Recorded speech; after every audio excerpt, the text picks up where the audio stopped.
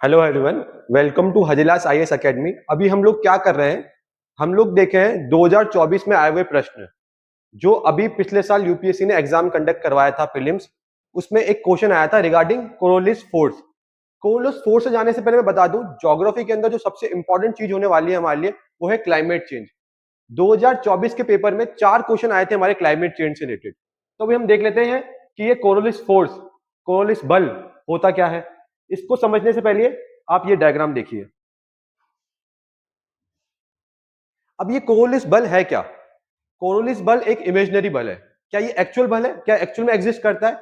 नहीं। तो फिर इस बल के प्रभाव क्या है? इसका प्रभाव सिंपल सा ये है, जो हमारी विंड होती हैं, जो हमारी ओशन करंट्स होती हैं, उनकी डायरेक्शन को चेंज करता है। कैसे करता है आइए देखते हैं। ये हमारा नॉर्दर्न हेमिस्फीयर और ये है हमारा साउदर्न हेमिस्फीयर, उत्तरी दक्षांश और दक्षिण दक्षांश। अगर हवा की डायरेक्शन ऊपर जा रही है तो ये नॉर्दर्न हेमिस्फीयर में इसको राइट में मूव कर देगा, और अगर मैं साउथ में जा रहा हूं तो ये कैसे कर देगा? लेफ्ट में मूव कर देगा। तो ये क्या है? नॉर्दर्न हेमिस्फीयर और साउदर्न हेमिस्फीयर में विंड की डायरेक्शन को परिवर्तित कर रहा है। और अगर मैं इसके अंदर और डीप जाऊं तो जो हमारा कोलिस फोर्स है वो जो हवा होती है उसके समानुपाती होता है। जितनी ज्यादा हवा की स्पीड होगी उतना ही ज्यादा क्या होगा? हमारा कोलिस फोर्स होगा।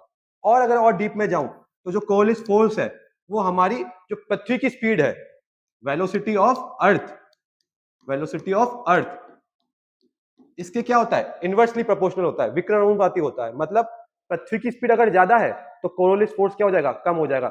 इसलिए जो हमारा कोरोलिस फोर्स है, इक्वेटोरियल रीजन जो हमारा 0 डिग्री है, ये वाली लाइन है, यहाँ पे पृथ्वी की स्पीड सबसे हाईएस्ट होती है। तो यहाँ पे जो कोरोलिस फोर्स है वो बेटा क्या हो जाता है? वो हो जाता है 0।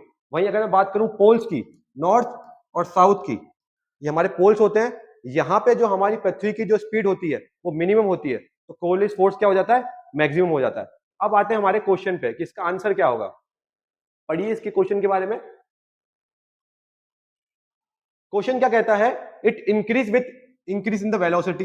बिल्कुल सही बात है। कोलिस फोर्स मैंने बताया, जैसे जैसे विंड की स्पीड बढ़ती जाती है कोलिस फोर्स इंक्रीज होता जाता है।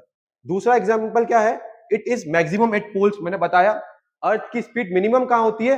पोल्स पे। तो कोरोलिस फोर्स क्या हो जाएगा? मैक्सिमम। तो ये ऑप्शन भी हमारा क्या हो जाएगा? सही हो जाएगा। और इस क्वेश्चन के अगर मैं आंसर की बात करूं तो उसका आंसर क्या हो जाएगा? Both 1 and